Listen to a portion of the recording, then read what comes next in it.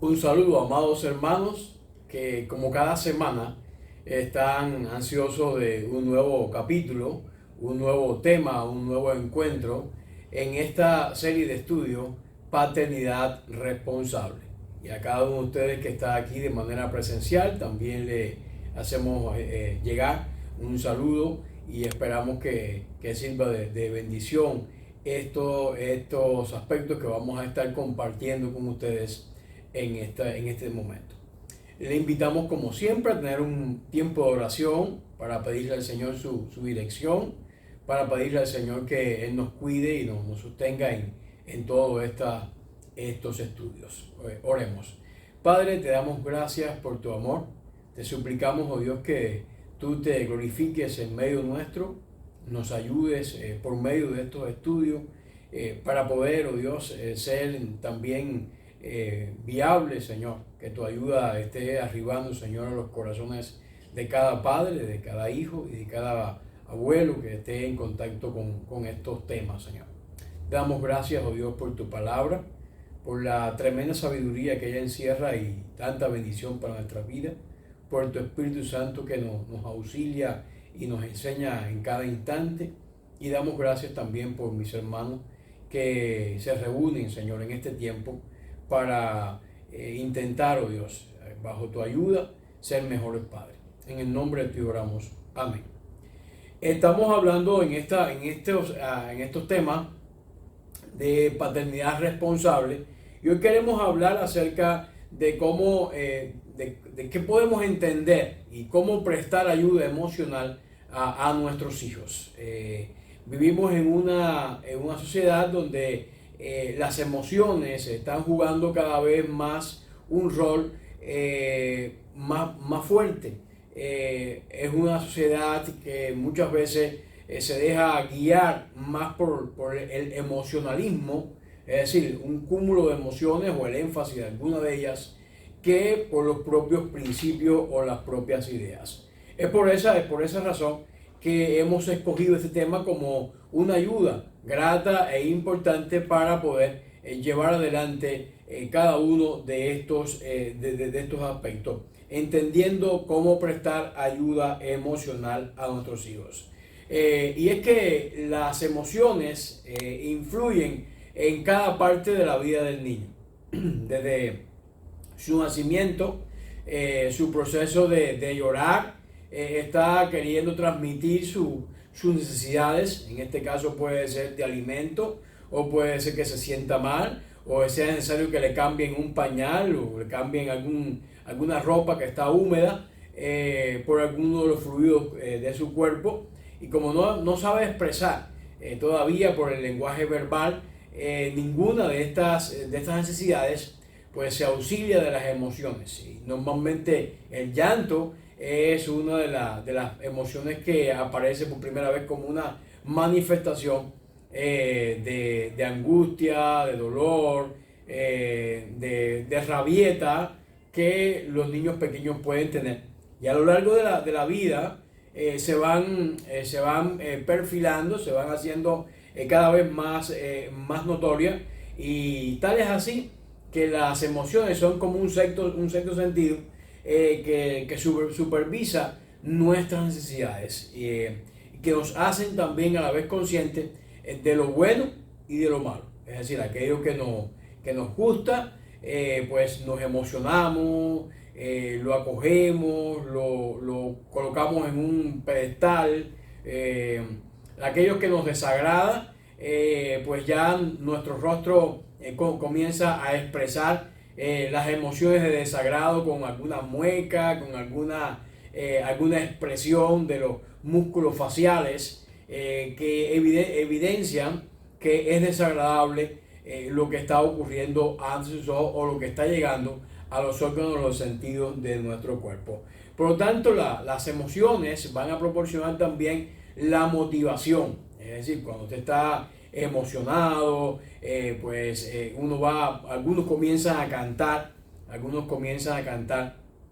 Y hay grabaciones por ahí muy muy interesantes de niños pequeños que comienzan a cantar, aún sin saber ninguna letra, pero ya comienzan a hacer sus intentos y a diseñar sus propias canciones. Es decir, ciertos murmullos que uno sabe que está contento, que está feliz, pero que proporciona cada uno de esos elementos.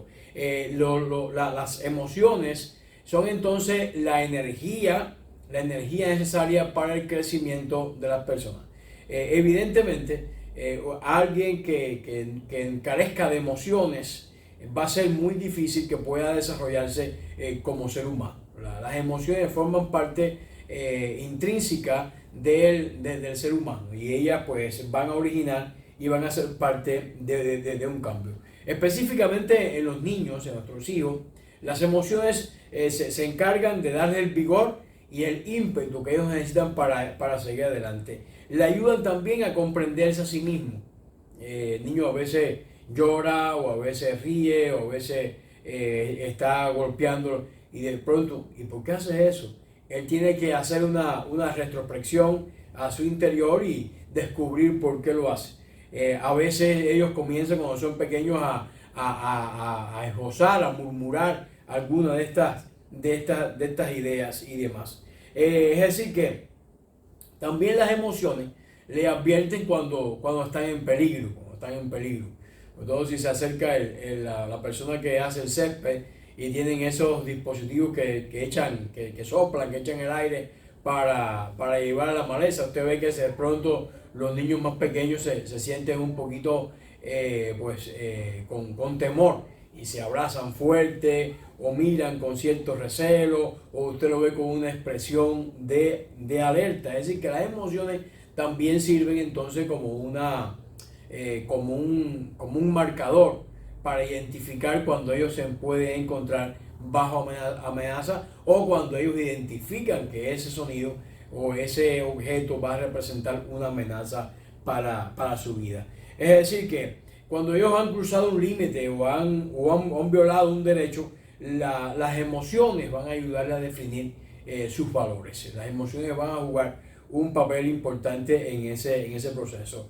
Las escrituras, la palabra de Dios, tiene mucho que decirnos sobre las emociones.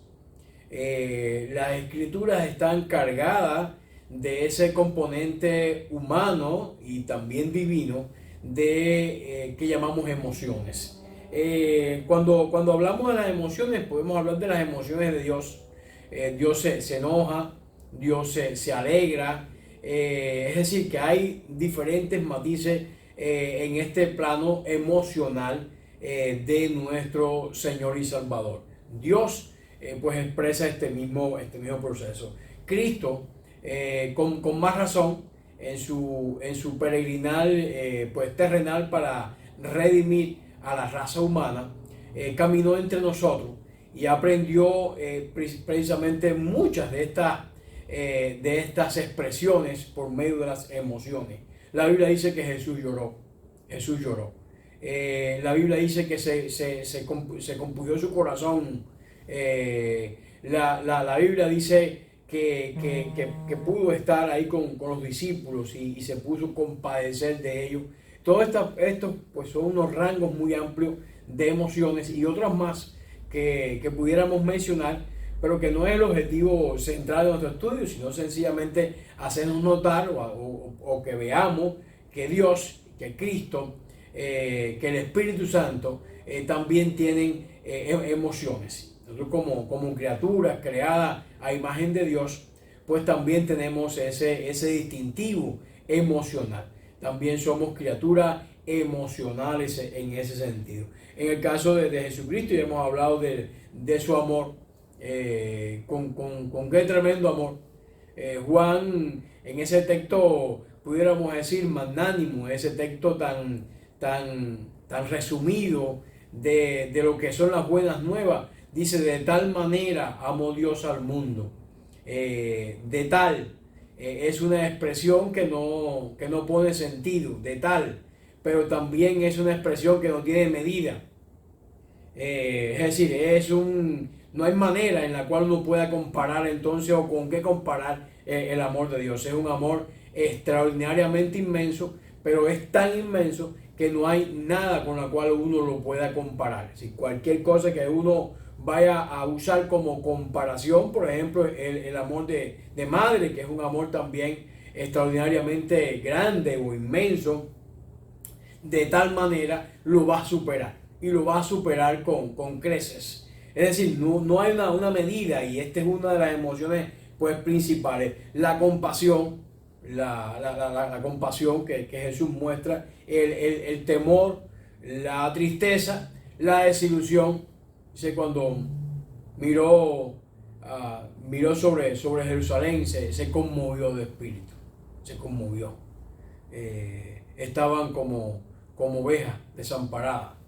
Y él lo había llamado como la gallina llama a sus polluelos, pero no habían escuchado, no habían hecho caso. Ahí estaba el Salvador, en medio de ellos, y ellos no se habían percatado de la grandeza de quién les estaba acompañando y quién les estaba visitando en ese momento. La desilusión, el desaliento, el dolor, el rechazo. ¿Cuántas veces Jesús experimentó el rechazo por parte de los fariseos, por parte de los saduceos, las multitudes, su vecindad,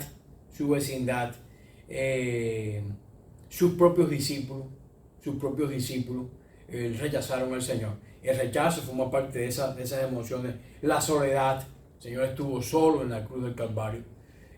Ahí de lejos estaban los más cercanos, el discípulo amado y su madre. Los demás se habían dispersado, estaban distantes.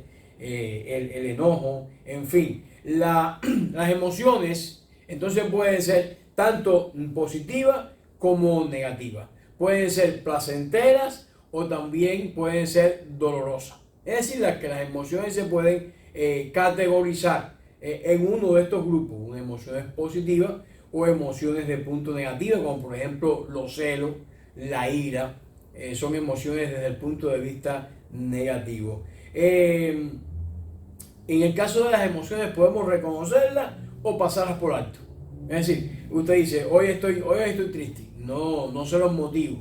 Tengo que indagar qué pasa en mi vida. Hoy me siento triste. Hoy estoy eufórico, hoy estoy feliz, hoy estoy contento. Es decir, que nos van a ayudar usted lo puede pasar por alto, pero también las puede identificar. Las emociones no son una opción, pero sí es una opción manejarlas de manera saludable o aprender a manejarlas de manera saludable. Es decir, ¿por qué las emociones no son una opción? Porque todo ser humano normal va a tener emociones. Todo ser humano normal va a tener emociones. Pero esas emociones se pueden convertir en detractores o en facilitadores, y lo importante es que como seres humanos estemos aprendiendo a cómo manejarlas. Pero ¿de qué manera los padres van a estar mostrando o enseñándoles emociones saludables o un manejo saludable de sus emociones a sus hijos si ellos no han aprendido aún? ¿Dónde entonces tendrá que aprender ese hijo el manejo saludable de las emociones? Es importante entonces que como padres entendamos que no podemos anular o invalidar ese componente emocional que tenemos como hijos de Dios, pero sí podemos aprender a manejarlo, y ese es el propósito o el objetivo que tiene este mismo tema. La mejor forma entonces de un manejo saludable es el ejemplo que los padres estén transmitiéndole a los hijos. La mejor forma que uno puede enseñar o modelar un manejo saludable de las emociones para con nuestros hijos es que seamos ejemplo para con ellos. Algunos hijos nunca aprenden a comprender, nunca aprenden a comprender, pero es importante que los padres se tomen el tiempo para comprenderlo a ellos, porque comprender a alguien toma tiempo y lleva prestar atención, lleva a escuchar, que han formado parte de algunos de los temas que anteriormente hemos estado abordando. Por lo tanto, cuando hablamos de comprender, es una de las cualidades importantes. Como padres debemos estar depositando a nuestros hijos, tenemos que aprender a comprenderlo. muchas veces, sobre todo los niños pequeños que no tienen aún un vocabulario desarrollado, hay palabras que tienen diversos significados porque todavía ellos no tienen una gama o un dominio amplio o profundo de esos conceptos y la usan de manera indistinta y puede llegar a confundir. Por eso hace falta tomarse el tiempo necesario para poder comprender con más claridad a nuestros pequeños. Es decir, que algunas veces nos pasamos la vida luchando en cómo tratar de vencer las consecuencias de los hábitos malsanos. Si no lo aprendemos en el hogar, entonces vamos a tener que aprender en alguna parte. Y el hogar es el mejor sitio para hacerlo. Si no aprobamos esa asignatura, no la impartimos de manera correcta, no hacemos los exámenes adecuados en el hogar, los hijos tendrán que aprenderlo de otra manera y las otras maneras no siempre son las mejores para su propia salud emocional y para sus propias vidas y tampoco para la nuestra como padres, que de igual manera vamos a tener que sufrir alguna de esas consecuencias. Por esa razón, si no aprenden, muchos niños crecen discapacitados emocionalmente. Ellos no saben manejar sus emociones. No saben hablar y que alguien no le preste atención. Le hace un caso extremo a la opinión que tenga el resto de las personas y no tienen una opinión válida de ellos mismos de su ser. Todo esto son ciertas carencias emocionales que van a estar afectando el correcto desempeño de nuestros hijos, y es en el hogar donde debemos impartir esos cursos prácticos, ese caminar día a día para modelar para ellos el manejo de las emociones. Es decir, si no lo logran, eso va a impedir que se conviertan en personas responsables y saludables en el manejo de las emociones, las personas que Dios tiene en mente. Así que como padres tenemos una enorme responsabilidad, la responsabilidad de ministrar emocionalmente a nuestros hijos para que ellos a la vez aprendan esta lección de discipulado y la puedan duplicar, no solamente en su vida, sino en la vida de su familia que ellos van a formar en el día de mañana, en su vida de estudiante, en su vida de deportista, en su vida, en su desarrollo social, en un marco un poco más amplio. Es importante que tengamos estos conceptos claros.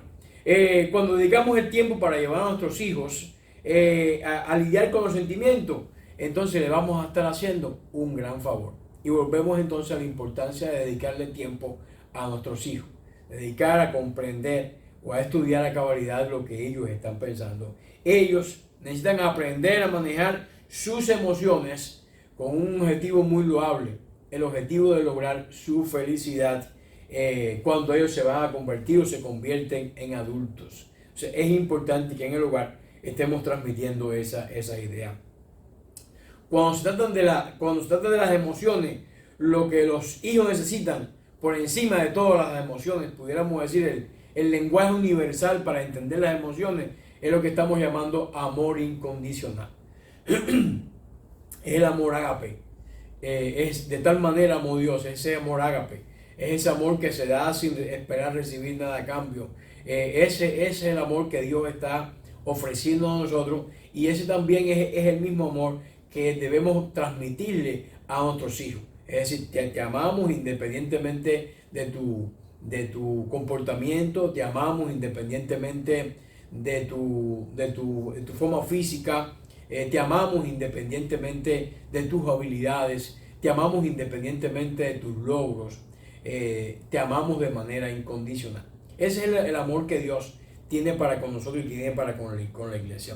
Esto pues esto lo ayuda a sentirse amado, y como seres humanos una de nuestras grandes necesidades es sentirnos amados. Es decir, es sentir que el mundo en el cual convivimos, específicamente las personas que están cerca de nosotros, somos importantes para ellos. Y el amor incondicional es el mecanismo clave para transmitirle este proceso. Es decir, que más lo que uno puede hacer o lo que uno puede decir, ese mostrar ese amor incondicional, tiene un valor tremendo. Es decir, el hacer, el llevar a cabo, el modelar para ellos, el mostrarles más allá de todo lo que uno pueda estar diciendo. Recordemos que en este mundo ellos van a estar sumidos a un cúmulo muy grande de información. Informaciones que muchas veces son muy motivadoras, información que muchas veces son animadoras, pero que pueden estar carentes o vacías o nada de amor. Recordemos que en los últimos tiempos el amor de muchos se va a enfriar. Es decir, que el amor va a ser como un sentimiento escaso o muy valioso, como el oro dentro de los metales. Es muy importante ese amor incondicional. Y los padres son las personas mejores capacitadas por Dios para ofrecer y transmitir ese amor. Y cuando los padres transmiten ese amor incondicional, pues es como si las demás emociones estuvieran fluyendo o se estuvieran canalizando en esa misma dirección o en ese mismo concepto. El amor incondicional entonces es amar a tu hijo sin importar cuáles sean sus logros. Cuáles sean sus logros. Algunos van a salir bien en la escuela, otros van a salir mal. Algunos, por más que se esfuercen, no lo van a lograr. Otros, casi prácticamente sin esfuerzo, van a lograr grandes resultados. Es amarlo de manera incondicional, sin tener en cuenta sus habilidades o su apariencia, sus peculiaridades, sus defectos, sus rasgos de carácter, a quién te recuerda. Hay personas que tenemos y nos recuerdan a alguien, a otros hijos, y si esa persona nos cae bien, pues está bien, pero si nos cae mal, ay, igualito a fulano, igualito me engano.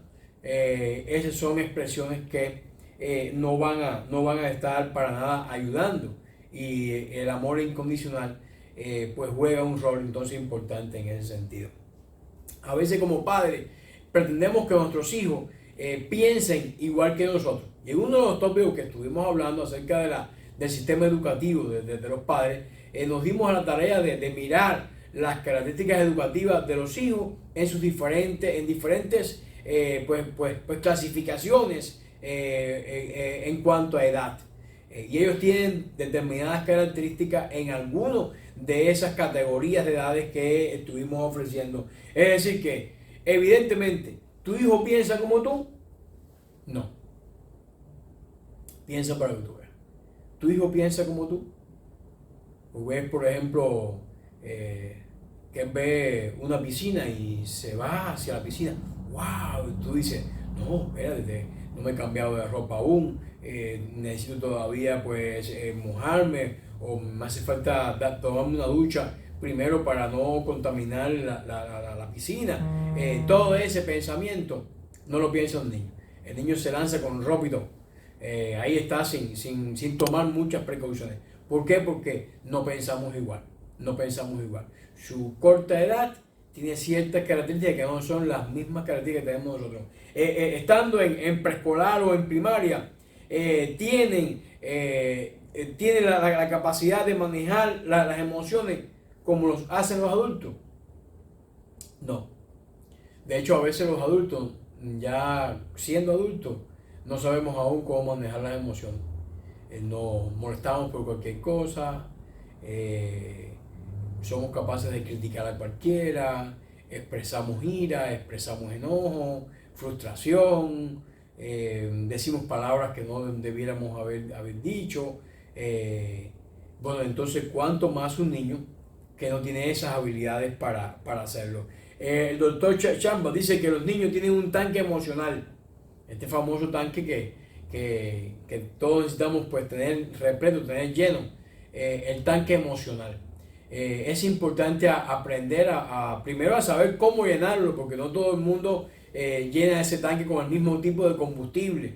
Y Chamba en su libro pues normalmente habla de 5 lenguajes o 5 formas para lograr llenar ese tanque. Ese tanque representa las necesidades emocionales de tu hijo, necesidades que solo puede satisfacerse con amor, comprensión y también con una disciplina amorosa.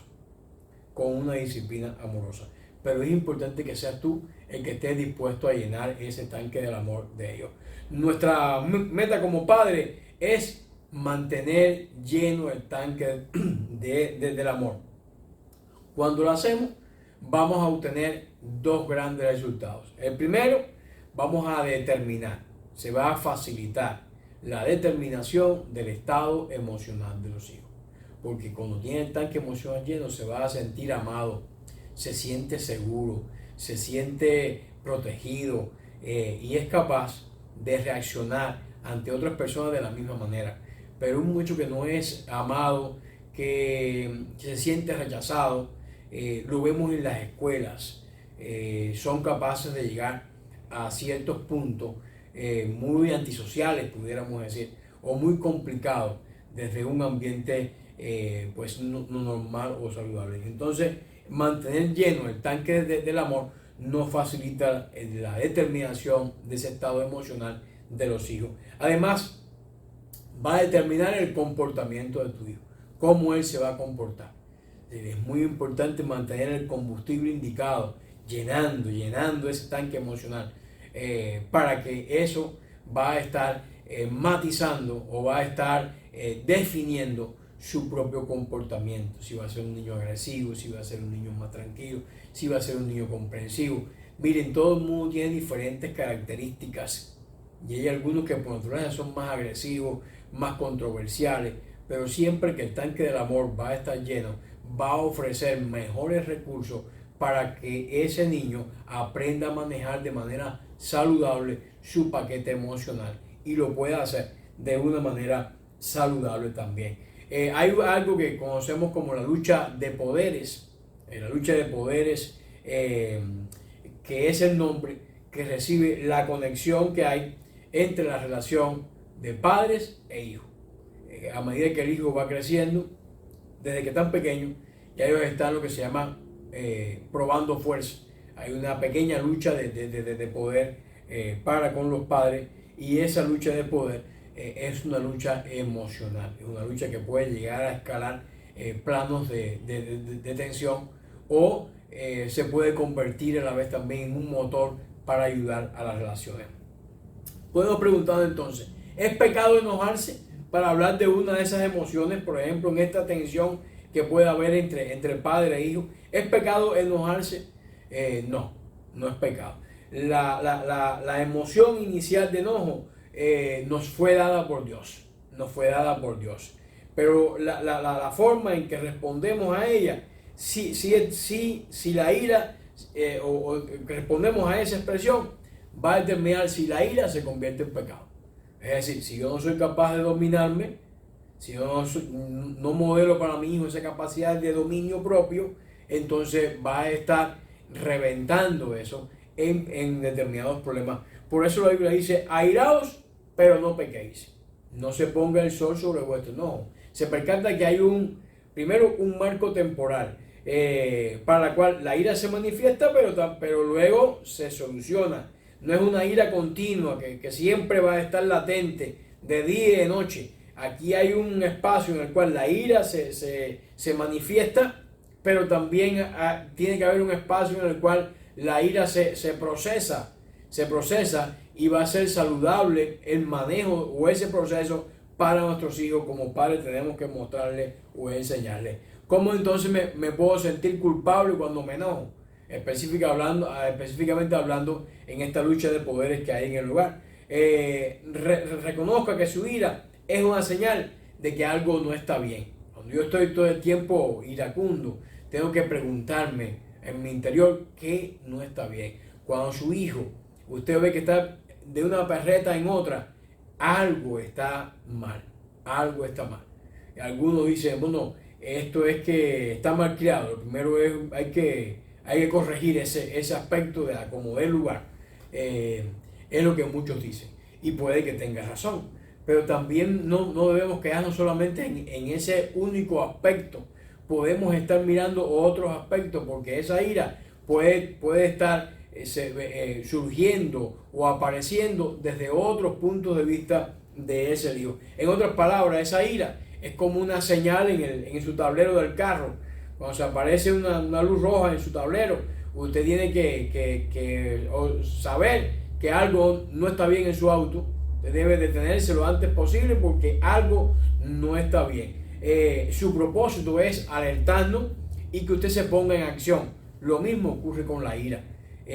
Cuando yo me siento enojado y lo hago de manera continua, tengo que sentarme a mirar. Y si son nuestros hijos, usted como padre, una manera de administrar saludablemente las emociones de ellos es que usted se siente también a mirar. Jesús miró con enojo a los que le rodeaban y profundamente entristecido. Miren ustedes cuántas emociones hay en este texto de Marcos capítulo 3 versículo 5. Dice, con la dureza de su corazón, entonces le dijo al hombre, extiende tu mano. Así que el hombre extendió y la mano quedó restaurada. Jesús está sanando a este hombre una mano seca, pero Jesús miró con enojo. Miren ustedes lo que dice el texto, miró con enojo a los que los rodeaban y además los miró con tristeza. ¿Por qué razón? Por la dureza que había en su corazón. La dureza que había en el corazón. Estaba Dios mismo manifestándose en aquel lugar. Y ellos estaban pensando en leyes y no estaban más bien enfocados en el ser humano. Así que el hombre extendió y dice que la mano quedó restaurada. ¿Cómo puedo sentirme culpable de mi enojo? Jesús no se sintió culpable de él. Pero ese enojo fue en ese momento. No quiere decir que ese enojo continuó. Si vivimos la vida continuamente enojados, tiene que haber una razón.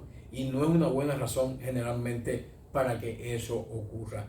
Una reacción apropiada de la ira consiste en expresar nuestros pensamientos y los sentimientos con confianza, consideración y preocupación por el bienestar de otra persona. Es decir, uno dice, bueno, yo creo que estoy pensando tal cosa, me siento por este pensamiento de esta manera, estoy preocupado porque si esto que yo estoy pensando y sintiendo es algo real, vamos a estar en problemas, porque está pensando en el bienestar personal. Esa es una reacción apropiada, cuando la ira se expresa y se habla y se verbaliza, se saca afuera, pudiéramos decir. Dice Proverbios capítulo 17 versículo 27, el que ahorra sus palabras tiene sabiduría de espíritu prudente, es el hombre entendido.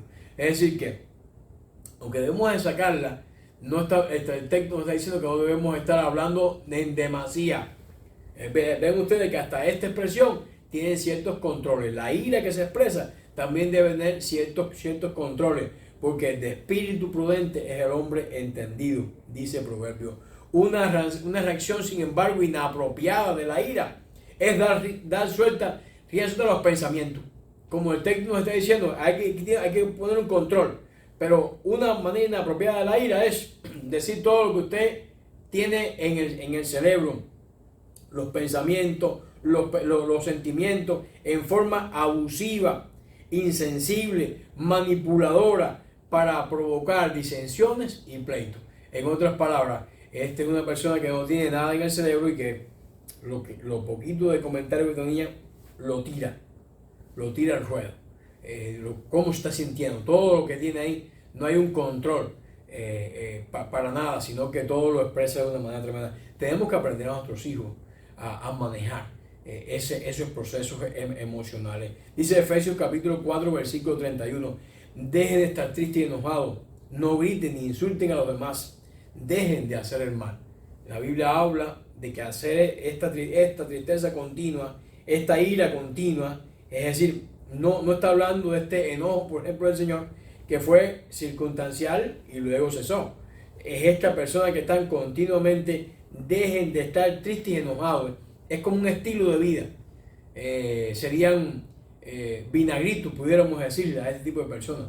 Siempre son un vinagre, un limón de eso bien ácido que ustedes lo toman y hace no sé cuántas muecas, ¿no?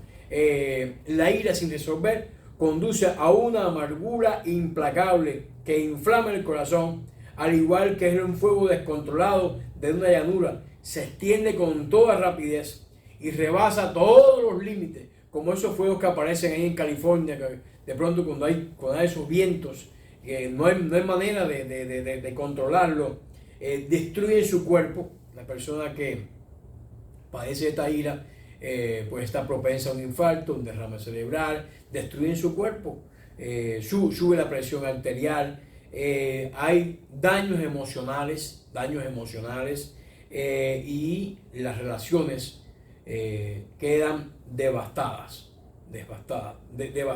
totalmente destruidas. Por eso dice la palabra de Dios, porque en hiel de amargura y en prisiones de maldad veo que están. Hechos capítulo 8, versículo 23.